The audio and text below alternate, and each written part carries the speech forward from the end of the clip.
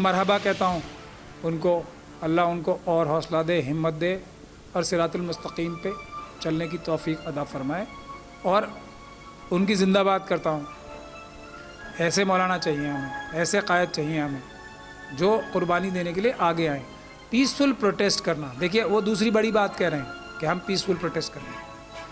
हमारे जो प्रोटेस्ट होंगे वो पीसफुल होंगे, इस बात की भी जिम्मेदारी वो ले रहे हैं। अब उसमें शरारत जो भी करेगा वो आरएसएस का एजेंट होगा, ये भी मैं पहले बता रहा हूँ। अब आरएसएस को सिर्फ एक ही तरीका आता है कि पीसफुल प्रोटेस्ट नहीं होने चाहिए। प्रोटेस्ट हो जाए कोई दिक्कत नहीं होने, पीसफुल नहीं होने चाहिए, इसको आरएसएस ख़राब करती है। लेकिन हम तौक़ीर रज़ा साहब को सलाम करते हैं, खैर मकदम करते हैं उनका, और उनके साथ कंधे से कंधा मिलाकर साथ हैं। वो जो भी हमारी जिम्मेदारी लगाएंगे, जो भी ड्यूटी लगाएंगे, हम उनके एक साधारण वर्कर की तरह उनके साथ काम करेंगे। जब तक वो इस रास्ते पे चल रहे हैं, हम उनके एक कार्यकर्ता हैं, उनकी जिंदाबाद करेंगे। जहां वो हमें कहेंगे, जब कहेंगे, उसी शक्ल में हम उनके सामने हाजिर हैं।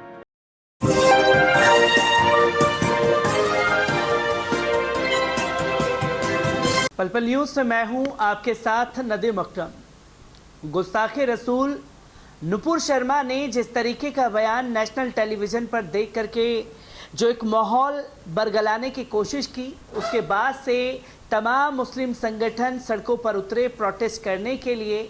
शांतिपूर्वक प्रोटेस्ट चल ही रहा था कि देश के प्रधानमंत्री, देश के गृह मंत्री और प्रदेश के मुख्यमंत्री कानपुर में मौजूद होते हैं। ठीक कुछ ही किलोमीटर की दूरी पर दंगे भड़क जाते हैं। कल जिस तरीके की घटना सामने आई है, इसी पर हमसे बात करने के लिए एडवोकेट महमूद पराचा साहब मौजूद हैं। सर, देश के दिग्गज जो टॉप लीडर हैं वो कानपुर में मौजूद थे, फिर भी दंगा भड़क गया। किस तरीके से देख रहे हैं इन चीज़ों को? फिर भी का लफ्ज़ इस्तेमाल नहीं होना था, तब ही तो दंगा भड़कना था। और दंगे का शब्द जो है मेरे ख्याल से बहुत ही अनुचित है, गलत है, क्योंकि ये हमले हैं, ये दंगे नहीं है। दिल्ली का भी दंगे को दंगा कहा जाता है, लेकिन वो आरएसएस और बीजेपी के कार्यकर्ताओं का गैंग था जिन्होंने हमले किए। जो लोग पीसफुल प्रोटेस्ट कर रहे थे सीए एनआरसी के लिए, महिलाएं और बच्चे, पुलिस के जो भ्रष्ट अधिकारी हैं उनके साथ मिलके। यहाँ भी जो पहले बीजेपी की प्रवक्ता हैं, पहले आप एक बात अच्छे से समझ लिए, तभी आपको समझ में आएगी बात पूरी। प्रवक्ता जो होता है ना किसी भी पॉलिटिकल पार्टी का, और ख़ास तौर पे अगर नेशनल पॉलिटिकल पार्टी का प्रवक्ता है, और वो भी जो अपने आप को देश की सबसे बड़ी पॉलिटिकल पार्टी कहती है, दुनिया की सबसे बड़ी पॉलिटिकल पार्टी कहती है, तो वो बहुत ही डिसिप्लिन्ड सोल्जर्स या कार्यकर्ता होते हैं। वो वही बोलते हैं और स्पेशली ट्रेंड होते हैं वो इस बात के लिए कि वो उतनी बात बोलें जितनी उनको बोलने के लिए ट्रेनिंग दी गई है या जितनी बोलने की डायरेक्शन दी गई है। और हर एक पॉलिटिकल पार्टी का एक ब्रीफिंग होती है, कॉमन ब्रीफिंग, जिसमें सब प्रवक्ताओं को उनकी लाइन बताई जाती है। और आप लोग देखते होंगे बीजेपी में ये ख़ास तौर पे, और पॉलिटिकल पार्टीज़ में तो इतना ऑर्गेनाइज तरीके से नहीं होता, लेकिन बीजेपी के सारे प्रवक्ता जो हैं एक ही ज़बान में सब बातें बोलते हैं। जो एक बोल रहा होगा वही बोल रहा होगा। इसको जो वो बहुत अच्छे से, दूसरी पार्टियों में भी कॉमन ब्रीफिंग होती है, लेकिन बीजेपी के कार्यकर्ता ज़्यादा डिसिप्लिन्ड हैं। तो ये पूरी की पूरी साजिश जो है हाईएस्ट लेवल से आरएसएस और बीजेपी के द्वारा रची गई, उसी की तर्जुमानी, यानी कि उसी को उन्होंने जो बोला वो पूरा अपने प्लानिंग से बोला और अपनी हाई कमांड के डायरेक्शन पे बोला। और ये उनकी एक बहुत बड़ी प्लानिंग है, और ऐसी प्लानिंग वो दूसरे लोगों से भी कराते रहे। अब इसके बाद पीसफुल प्रोटेस्ट करने की बात जहाँ आती है, तो सबसे ज़रूरी काम जो पीसफुल प्रोटेस्ट करने का है, और मैं बार बार ये बोलता हूँ कि 20% जो फ़ायदा है वो किसी भी हमारे आंदोलन का या किसी भी इशू का, 20% का सलूशन जो है वो कोर्ट और अदालत में है। 80% पीसफुल प्रोटेस्ट, और हमारे जो बड़े बड़े लीडर हैं उनको कोर्ट अरेस्ट करना चाहिए, खुद जाके कोर्ट अरेस्ट देना चाहिए, वो है 80% सोल्यूशन। तो ये जो कानपुर में लोग कर रहे थे पीसफुल प्रोटेस्ट, ये एकदम ठीक काम कर रहे थे। अब इस पीसफुल प्रोटेस्ट से ही आरएसएस और मनुवादी सबसे ज़्यादा डरते हैं। क्यों?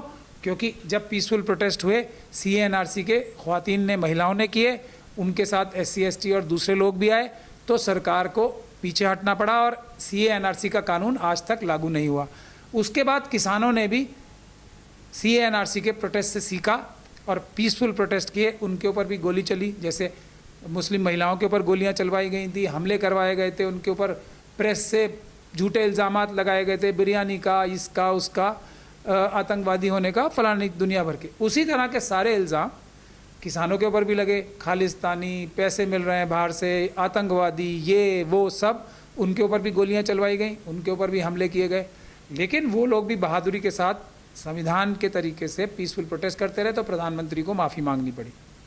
ये है पीसफुल प्रोटेस्ट की ताकत। अब जहाँ तक इस तरह के लोगों की बात है, तो मैं लोगों से ये कहूँगा कि हाँ, एकदम संविधान में कानून के रास्ते से भी बहुत ताकत है। और एक ऐसे इंसान का मैं नाम जिसका नहीं लेता हूँ, सुप्रीम कोर्ट ने, उस सुप्रीम कोर्ट तक उनकी बेल हमने नहीं होने दी। अभी भी उनकी बेल सुप्रीम कोर्ट से नहीं हुई है। उनके वकीलों ने, जो बहुत ही महंगे महंगे और बड़े बड़े वकील उन्होंने किए, उन्होंने ये कहा कि ये व्यक्ति जो है बहुत बीमार है, तो इसलिए 3 महीने के लिए उसको मेडिकल बेल पे रिलीज़ कर दिया जाए। तो वो 3 महीने की बेल पे तो रिलीज़ हुए, इलाज कराने के लिए सिर्फ, लेकिन इन कंडीशंस के साथ कि वो एक शब्द भी इस प्रकार की वाहियात बात का प्रेस और मीडिया में नहीं बोलेंगे और किसी भी प्रेस और मीडिया से संपर्क नहीं रखेंगे। इस इंसान को चुप कराने के लिए, जिसने कुरान शरीफ के बारे में, जिसने रसूलुल्लाह सल्लल्लाहु अलैहि वसल्लम के बारे में दुनिया भर की बदतमीज़ियाँ की थी, पूरी जो देश के, जो हमारा समाज था, मुस्लिम समाज, कितना बेचैन था, तो उसकी ज़बान बंद हुई इसी न्यायिक व्यवस्था से, संवैधानिक व्यवस्था से। और उसके बाद तुरंत आप लोगों ने, जो उनके गुरु हैं, धार्मिक गुरु, जिनके वजह से वो कन्वर्ट हुए थे और उनको जिनको उन्होंने अपना बड़ा माना था, यति नरसिंहानंद साहब, उन्होंने भी सबके सामने माफ़ी मांगी कि हम ऐसा कार्य ही कभी नहीं करेंगे। तो ये संविधान और कानून की ताकत है, कोर्ट और संविधान की। लेकिन मैं फिर आपको ये कह रहा हूँ, इस हमारी जो एक कामयाबी है, उसके बावजूद मैं ये कह रहा हूँ कि ये सिर्फ 20%, उस केस में भी हमें पीसफुल प्रोटेस्ट बाकायदा जारी रखने चाहिए।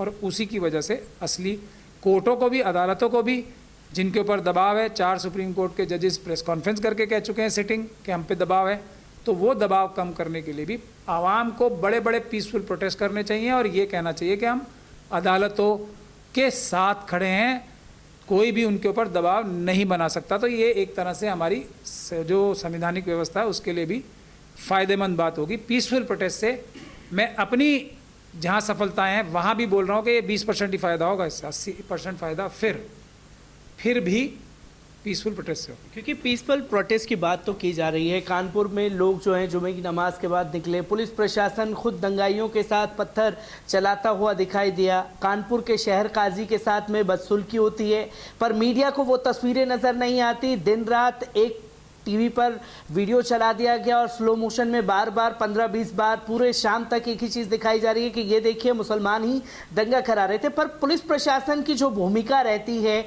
जो कि दिल्ली दंगे में भी देखा कि दिल्ली पुलिस पत्थर चलाते हुए दिखाई दी, कानपुर में भी दिखाई दी, ये किस तरीके की नफरत है? क्या अब ये माना जाए कि मुसलमानों की जो आस्था है वो सिर्फ आस्था नहीं, खिलवाड़ है? क्योंकि गिरफ्तारी अभी तक नुपुर शर्मा की नहीं हुई है, बयान दिए हुए 8 से 10 दिन हो चुके हैं।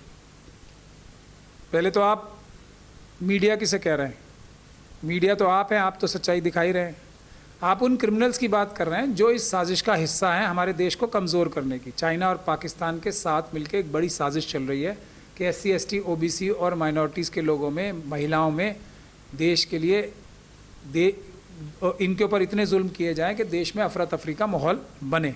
ये चाइना और पाकिस्तान के साथ मिलकर मनुवादी ताकतें ये साजिश कर रही हैं। उस साजिश का बड़ा हिस्सा, एक बड़ा हिस्सा ये क्रिमिनल्स हैं, जो कि बड़े बड़े जो सो कॉल्ड TV चैनल्स कहते हैं अपने आप को, या मेन स्ट्रीम मीडिया कहना चाहते हैं, वो सब क्रिमिनल्स हैं। तो उनको एक क्रिमिनल्स ही कहना चाहिए। जो सच्चाई दिखाने वाले हैं वो आप जैसे ईमानदार पत्रकार हैं जो कि सोशल मीडिया पे हैं। तो इसको पहले आप क्लैरिटी से रखिए। वो तो क्रिमिनल्स हैं, वो साजिश का हिस्सा है, तो वो तो वही दिखाएंगे जो उन्हें दिखाना है। जहाँ तक पुलिस के प्रशासन की बात है, उसमें भी बहुत सारे भ्रष्ट अधिकारी जो हैं वो अपने राजनीतिक आकाओं के कहने पे क्रिमिनल्स की तरह एक्ट करते हैं। लेकिन जो ईमानदार पुलिस ऑफिसर्स हैं, मैं उनसे ये गुजारिश करना चाहता हूँ कि इस तरह की घटनाओं के खिलाफ वो खुद स्वतः संज्ञान लें और अपने उन भ्रष्ट अधिकारियों के खिलाफ खुद ही मुकदमे दर्ज करके उनको अरेस्ट करें। क्योंकि ये भारत का संविधान तोड़कर, जो उन्होंने संविधान की शपथ ली है, उसके खिलाफ जाके अपने राजनीतिक आकाओं के कहने से ये क्राइम्स हैं जो वो कर रहे हैं। जैसा हमने दिल्ली दंगों में जो हुए थे, हमले जो हुए थे, दिल्ली की वायलेंस जो हुई थी, उसमें भी पुलिस के खिलाफ फ़ाइन भी लगवाए और उनके खिलाफ ऑर्डर्स भी लिए कि इनके खिलाफ FIR दर्ज होनी चाहिए। हमारी दर्जनों कंप्लेंट्स अभी कोर्टों में पेंडिंग है जहां हमने भ्रष्ट पुलिस अधिकारियों के खिलाफ एफआईआर दर्ज कराने के लिए दरखास्तें लगा रखी हैं। आज नहीं तो कल सबके खिलाफ एफआईआर दर्ज होगी, सभी जेल जाएंगे। तो ये इसका करेक्ट तरीका है। तो कानपुर वाले, चाहे ये जहांगीरपुरी का भी यही देखिए। अब जब आपको हैरानी होगी कि जहांगीरपुरी में काफ़ी दिन बाद हमारे पास लोग आए कि हमारी तो कंप्लेंट ही आज तक रजिस्टर नहीं हुई।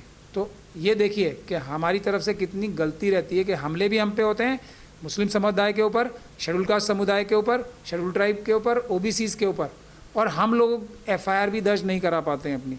तो पहले तो हमले करते हैं और झूठी एफआईआर हमारे ही खिलाफ कर लेते हैं, जैसा दिल्ली के हमलों में हुआ, जो दिल्ली वायलेंस हुआ था नॉर्थ ईस्ट में, जैसा जहांगीरपुरी में हुआ। जहांगीरपुरी में भी ज़्यादातर मुस्लिम लोगों को गिरफ्तार कर लिया, जबकि हमलावर काडर्स थे आरएसएस और बीजेपी के, और पुलिस उनके साथ आ रही थी। क्योंकि सर एफआईआर का जिक्र आप कर रहे हैं, नुपुर शर्मा ने जब बयान दिया तो कई दिल्ली के कैडर्स के लोग जो है ओखला थाने गए, दिल्ली के अलग अलग जगहों पर गए। एफआईआर दर्ज नहीं की गई नुपुर शर्मा के खिलाफ, सिर्फ कंप्लेनिंग लेटर ली गई। महाराष्ट्र में एफआईआर दर्ज हो जाती है, पर जहां बीजेपी शासित राज्य है, जो पुलिस का मनमाना रवैया चल रहा है, उसे किस तरीके से देख रहे हैं? ये मान लिया जाए कि संविधान अपने हिसाब से चलाना है अब सरकार को? नहीं, ये देखिए, ये मनुवादी हैं, आरएसएस के काडर्स के लोग हैं, और बहुत सारे मनुवादी हमारी फोर्सेस में भी घुस गए। तो वो तो एक तरह से कानून तोड़ के क्रिमिनल एक्ट ही कर रहे हैं ना। अगर कोई कॉग्निजेबल ऑफेंस आके कोई डिस्क्लोज करता है और पुलिस का व्यक्ति उसको एफआईआर नहीं दर्ज करता, तो ये सुप्रीम कोर्ट की कंटेम्प्ट है। लेकिन वो कंटेम्प्ट करने से भी नहीं डर रहे। मगर और दूसरी तरफ डॉक्टर प्रोफेसर रतन लाल हैं, उनके खिलाफ एफआईआर भी होती है, उन्हें अरेस्ट भी किया जाता है। तो ये जो दोहरा मापदंड अपनाया जा रहा है, ये लोग सब भारत के संविधान के विरुद्ध काम कर रहे हैं। ये लोग भी अपराधी हैं, जिनके खिलाफ आज नहीं तो कल कानूनी कार्रवाई होगा, और ये लोग अपनी इन बातों की वजह से जो कानूनी सज़ा है इनको प्राप्त करेंगे। तो जो मौलाना तौकीर रज़ा खान साहब ने ऐलान किया है गुस्ताखी रसूल नुपुर शर्मा के खिलाफ, क्योंकि कहीं ना कहीं खामोशी है, और उन्होंने बरेली से 10 जून का ऐलान कर दिया कि इस्लामिया ग्राउंड में लाखों लोग पहुंचे जो नबी से मोहब्बत करते हैं। किस तरीके से देखते हैं, उनके बयान से कोई असर पड़ेगा? देखिए, पहले तो मैं मरहबा कहता हूँ उनको, अल्लाह उनको और हौसला दे, हिम्मत दे, और सिरातुल मुस्तकीम पे चलने की तौफीक अदा फरमाए, और उनकी जिंदाबाद करता हूँ। ऐसे मौलाना चाहिए हमें, ऐसे कायद चाहिए हमें, जो कुर्बानी देने के लिए आगे आए। पीसफुल प्रोटेस्ट करना, देखिए वो दूसरी बड़ी बात कह रहे हैं कि हम पीसफुल प्रोटेस्ट करेंगे। हमारे जो प्रोटेस्ट होंगे वो पीसफुल होंगे, इस बात की भी जिम्मेदारी वो ले रहे हैं। अब उसमें शरारत जो भी करेगा वो आरएसएस का एजेंट होगा, ये भी मैं पहले बता रहा हूँ। अब आरएसएस को सिर्फ एक ही तरीका आता है कि पीसफुल प्रोटेस्ट नहीं होने चाहिए। प्रोटेस्ट हो जाए कोई दिक्कत नहीं होने, पीसफुल नहीं होने चाहिए। इसको आरएसएस ख़राब करती है। लेकिन हम तौकीर रज़ा साहब को सलाम करते हैं, खैर मकदम करते हैं उनका, और उनके साथ कंधे से कंधा मिलाकर साथ हैं। वो जो भी हमारी जिम्मेदारी लगाएंगे, जो भी ड्यूटी लगाएंगे, हम उनके एक साधारण वर्कर की तरह उनके साथ काम करेंगे। जब तक वो इस रास्ते पे चल रहे हैं, हम उनके एक कार्यकर्ता हैं, उनकी जिंदाबाद करेंगे। जहां वो हमें कहेंगे, जब कहेंगे, उसी शक्ल में हम उनके सामने हाजिर हैं।